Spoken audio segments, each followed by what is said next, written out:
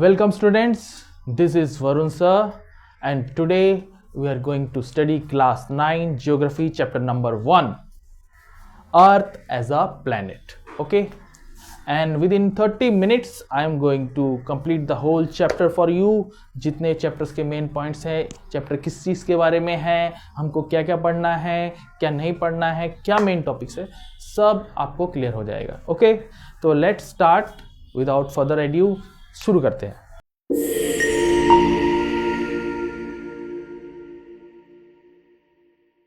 सबसे पहला टॉपिक इस चैप्टर में जो हमने पढ़ना क्या है, अर्थ एज अ प्लैनेट. अर्थ सबसे पहला टॉपिक है शेप ऑफ द अर्थ.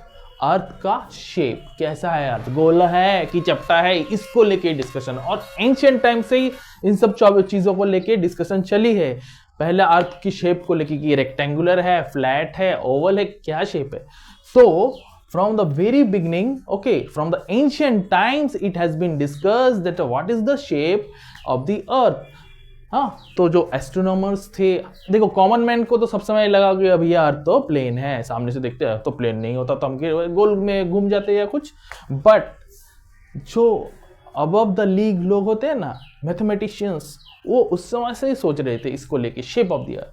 तो the shape of the earth was always a topic of fascination for ancient astronomers and mathematicians. देखो ancient Indian thinkers Aryabhata, Brahmagupta, ब्रह्माहीरा ऐसे मैथमेटिशियंस थे जिन्होंने शेप ऑफ द अर्थ को लेके थीसिस लिखी हैं. हाँ, उनके पूरी किताबें हैं. इसी तरह Greek philosophers Pythagoras and Aristotle, इनके भी काम बहुत ही रिनाउंड है. From ancient people they have given their thoughts कि शेप ऑफ द अर्थ, और उन्होंने तब से ही आइडिया कर लिया था कि shape of the earth is something round, गोल है, गोलाकार है. बट क्योंकि पुराने ज़माने में इसको मतलब एक्सेप्ट नहीं किया गया इस थॉट को, और कहा गया कि नहीं ये लोग गलत है. और पुराने पाइथागोरस और एरिस्टोटल को तो सजाए हो गई थी इस बात पे कि तुम कैसे कह रहे हो कि अर्थ गोल है. तो the idea of the shape of the earth was always a topic of fascination for the ancient astronomers and mathematicians. इसमें कौन कौन से थिंकर्स के नाम आ गए हमारे इंडियंस? आर्यभट्ट, ब्रह्मगुप्ता, ब्रह्माहीरा, Greek philosopher Pythagoras and Aristotle. अच्छा, अब आगे चलते हैं. Let's see how this idea of the shape of the earth further developed. मैंने कैसे ये आइडिया डेवलप हुआ, इसके सपोर्ट में क्या क्या आर्गुमेंट्स दिए गए. तो तुम भी देखो और समझो कि ये आर्गुमेंट्स सही थे. क्या थे वो arguments? First of the arguments, let me tell you. Sun rise and sun set. देखो, सनराइज और सनसेट का जो टाइम है ऑल ओवर द अर्थ क्या सेम है? नहीं. जापान, तुम जानते हो जापान को क्या बोला जाता है? जापान शब्द का अर्थ होता है the land of the rising sun. तो इस हिसाब से ईस्ट में या ईस्ट के देशों में सूर्य पहले उदय होता है और उसके बाद ग्रेजुअली वेस्ट की तरफ बढ़ती है रोशनी. जैसे शेप ऑफ द अर्थ, ये क्यों संभव है? ये संभव इसीलिए है क्योंकि शेप ऑफ द अर्थ अगर इस तरह का ना होता तो देखो सूरज की रोशनी तो स्ट्रेट आती है यहाँ पे, फिर यहाँ पे, फिर इसी तरह ये इस तरह से होती हुई ऊपर की तरफ जा रही है. If it was a shape like this, a flat shape like this, हाँ, तो डायरेक्ट रोशनी हर जगह पड़ती एक साथ. हाँ, तो first argument which has been given that the time of sunrise and sunset is different in the various places of the earth. अर्थ के अलग अलग जगहों पर सूर्य उदय और सूर्य अस्त का समय अलग अलग है. फर्स्ट आर्गुमेंट समझ में आया? क्लियर? तो पहला पॉइंट क्या लिखोगे? Sunrise and sunset, first point. ठीक है. सेकंड पॉइंट, अच्छा, सेकंड पॉइंट भी बहुत ही रिलेवेंट है. सारे रिलेवेंट पॉइंट है, इसके लिए तुमको बहुत बड़ी थ्योरी या थीसिस समझने की जरूरत नहीं. कॉन्सेप्ट बहुत इजी है. सेकंड आर्गुमेंट क्या दिया गया? देखो, सेकंड आर्गुमेंट, हम सभी कभी समुद्र के किनारे गए हैं, सभी दीघा जाते हैं वगैरह वगैरह, गोवा गए हो, दीघा गए हो, तो उड़ीसा में जाते हैं हम. तो समुद्र के किनारे what you will see, sighting SIGHTING, sighting a ship. ठीक है, शिप को आप अगर देखो जो शोर की तरफ, किनारे की तरफ आ रहा है, what will you notice first when you observe a ship coming towards the shore और द हार्बर, तो तुम्हें क्या नजर आएगा? अ ship coming towards a port, first the smoke is noted, पहले धुआं नजर आता है, उसके बाद फनल जिससे धुआं निकल रहा है, देयर आफ्टर मास्ट, पोल्स, और फाइनली द हल ऑफ द शिप। हल क्या होता है? ये जो जहाज का जो सामने वाला ये वाला हिस्सा है, इसको बोलते हैं। ठीक है, this part, this is known as hull, HULL। Okay, तो ये सबसे लास्ट में नजर आता है। क्यों? ये सेकंड आर्गुमेंट में दिया जाता है कि this is the reason why अगर अर्थ प्लेन होता तो पूरा ढांचा एक साथ नजर आता। ठीक है, ना कि पार्ट पार्ट करके, जो ऊंचा वाला है नीचे पहले, उसके बाद जैसे ये वाला हो गया तुम्हारा, हाँ, मैस्ट, पोल, ये पहले नजर आएंगे, उसके बाद ये लास्ट में। ठीक है, सेकेंड आर्गुमेंट जो दिया जाता है साइटिंग अ शिप, तो इसको तुम कैसे लिख सकते हो?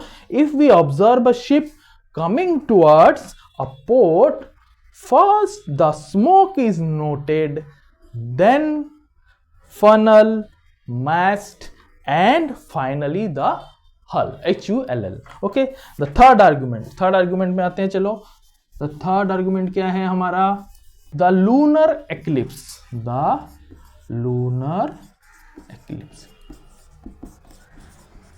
ठीक है, lunar eclipse माने चंद्र ग्रहण, जब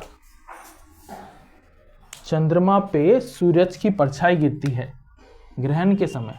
मान लो ये चांद है, टीवी में हम देखा है कई बार कैसे होता है एक्लिप्स, कैसे होता है जब परछाई का जो शेप होता है, देखा ना आपने, ऐसा शेप होता है, ऐसा, इस तरह का, लाइक समथिंग लाइक दिस। ठीक है, हाँ, ये पूरा इसको काला कर लेते हैं। तो ये जो कर्व्ड शेप है ना, ये कर्व्ड शेप क्यों है? कर्व्ड शेप इसीलिए है क्योंकि अर्थ का शेप भी कर्व्ड है, तो सर्कुलर अर्थ, ओवल शेप्ड अर्थ की वजह से ही जो परछाई गिरती है चांद के ऊपर, that is also comes in this curved shape. That's why the third argument is given during the lunar eclipse. What happens when a lunar eclipse occurs? The shadow of the earth falls on the moon and this shadow is circular. ठीक है, कैसा है? Circular. हो गया, 3 arguments clear, समझ में आया सबको? समझ में नहीं आया तो बताओ भाई, कमेंट करना। एकदम मैं पॉइंट 1 by 1 बहुत इजी पॉइंट एकदम हिंदी में समझा रहा हूँ, जरूरत पड़े तो फिर से बोलना तुम मुझको, हाँ। और बीच बीच में लाइक्स सब्सक्राइब करते रहना, ठीक है, भूल मत जाना, तो उससे हमें अप्रिसिएशन मिलता है, तो करते रहो। और अच्छा, 4th पॉइंट में आते हैं, the spherical horizon. 4th point, point number 4,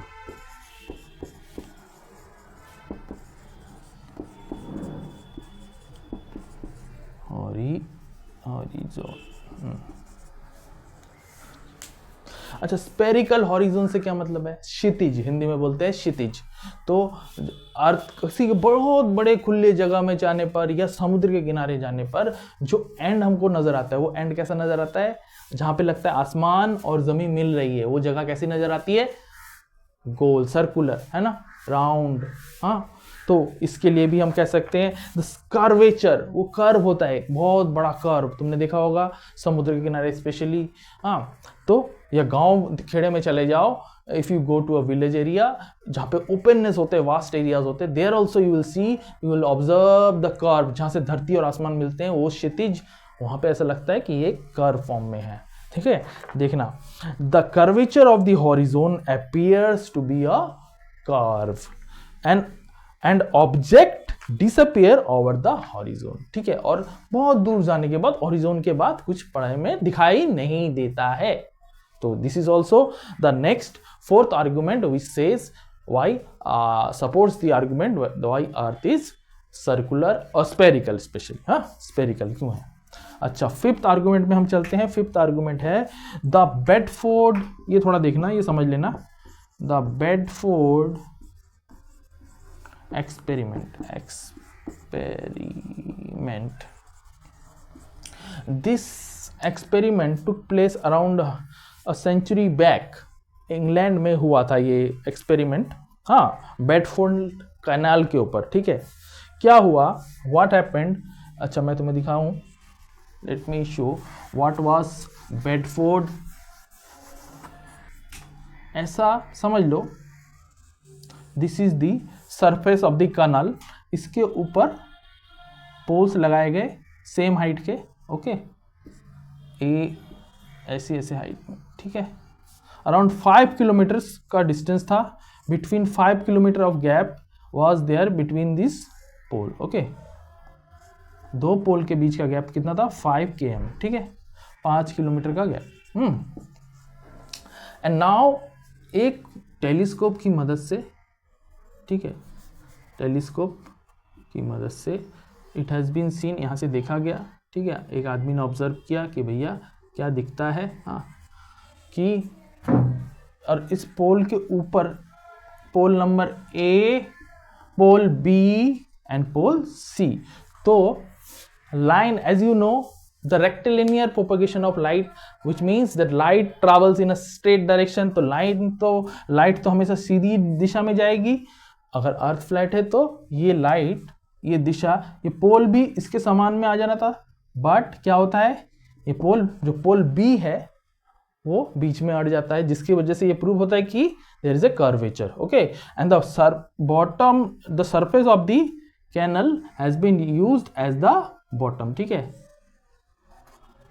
इस बेडफोर्ड एक्सपेरिमेंट को लेके let me tell you, this experiments took place many centuries back, not many century, a century back, in the Bedford Canal in Britain.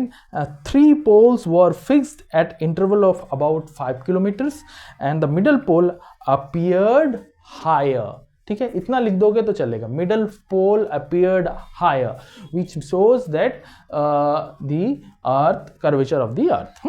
This is the 5th argument has been given, okay. Now we'll go to the 6th argument, which is the 6th argument given, the effect of gravity. Effect of gravity.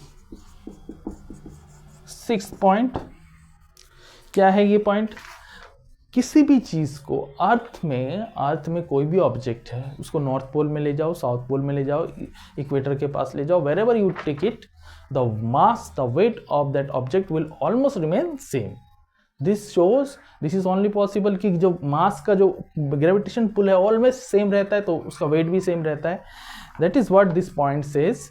The weight of an object remains same at all the places of the earth. ठीक है, तो this proves that another point which has been given कि earth has the same effect of gravity all over its place. Okay. Now the 7th argument, यहाँ तक hopefully तुम लोगों को समझ में आ गया है 6 points. ठीक है, okay. Point number 7, the circumnavigation. ये भी एक बहुत बड़ा पॉइंट है. Circumnavigation. What is it? Circumnavigation. Circumnavigation क्या है आपका? Circumnavigation माने अर्थ, अगर कोई चीज गोल है, ठीक है, तो हम यहां से स्टार्ट करेंगे. पॉइंट ए से अगर हम स्टार्ट करते हैं घूमना, तो घूम फिर के वापिस पॉइंट ए पे आ जाना चाहिए हमको. This is what an experiment which has taken place. Okay, Ferdinand Magellan led the first crew of expedition. ठीक है, पहली जहाज यात्रा की थी उन्होंने.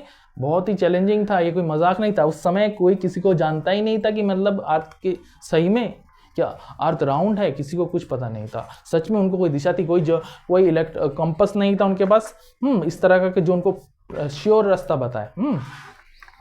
तो Ferdinand Magellan led the first crew expedition to the circumnavigate the earth in 1519. ठीक है, 1519 में शुरू किया था इन्होंने, और इनका चलता रहा 1522 तक. माने कितना साल लग गया? हाँ, 3 साल करीब. हाँ, 2020, 21, 22, तो 3 साल, 3 years कंटिन्यूअस. 3 साल की यात्रा लगी इनको इसको कंप्लीट करने में। एंड ये this expedition started with 270 man, 270 आदमी थे इस एक्सपीडिशन में, 270 मैन, ठीक है, 270 man were there in the expedition and out of which कितने बचे, सारे ही मर गए। ये जो एक्सपीडिशन खत्म हुआ और कुछ जहाज थे इसके साथ, around 5 ships are there, 270 man and 5 ships, 5 जहाज और 270 आदमी। और बचे कितने, बचे शायद 20 या 22 के करीब कुछ आदमी बचे थे, 20 to 22 पीपल लेफ्ट। एंड 5 में से सिर्फ एक ही जहाज रह गया था जिस जहाज का नाम था विक्टोरिया, ठीक है, विक्टोरिया रह गया और बाकी सारे जहाज डूब गए, खप गए, बर्बाद हो गए, ठीक है। उसके बाद इतने लोगों की जान खत्म, पर वो ये जहाज जो एक्सपीडिशन था स्टार्ट कहाँ से होता है, it was started from the Spain and Spain से स्टार्ट हो गया वापिस वो स्पेन में 3 साल बाद they came back circumnavigating the earth, okay. तो 3 साल लगे और इतने लोगों की जानें चली गई उसके बाद, ओके। 4 जहाज डूब गए। Only the ship the Victoria completed the voyage returning to Spain in 1522 1522 में with around 18 surviving crew members। हाँ 20, यहाँ पे कहीं 20 बोलते हैं कोई 18, तो 18 crew members remained, ओके, बाकी सब मर गए। देन अभी कुछ मॉडर्न टॉपिक्स में आ जाते हैं। So 7 topics I hope you have understood. These are the arguments which has been given in the support of the curvature और the circular part why earth is round, earth को गोल क्यों बोला जाता है। ये 7 पॉइंट थे। अभी हम 8वां पॉइंट में जाता है। ये जो मॉडर्न पॉइंट्स है, लीक सी जो आजकल मीन्स मॉडर्न मीन्स ऑफ हमारे पास सैटेलाइट्स हैं, the aerial photographs, aerial photographs, ठीक है, आसमान से जो सैटेलाइट के द्वारा जो पिक्चर्स ली गई हैं, that images also shows the circular shape of the अर्थ है।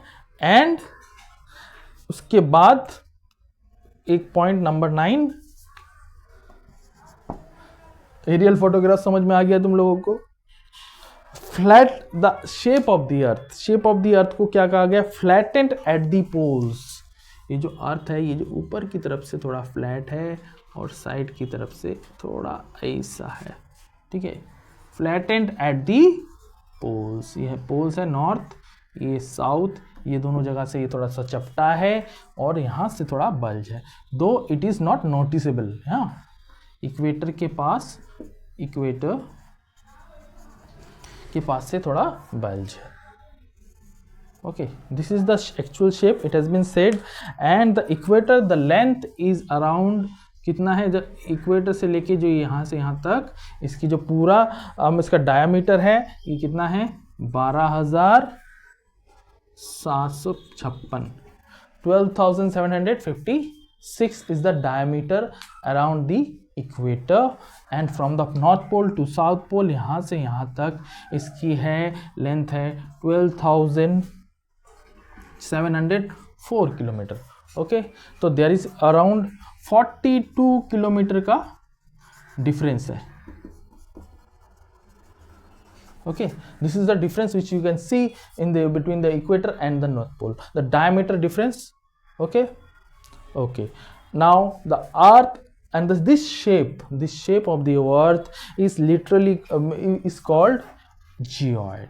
क्या बोला जाता है shape of the earth को, geoid बोला जाता है जी, ठीक है, which literally means the geoid का oblate spheroid, okay. इसका और मतलब होता है oblate spheroid,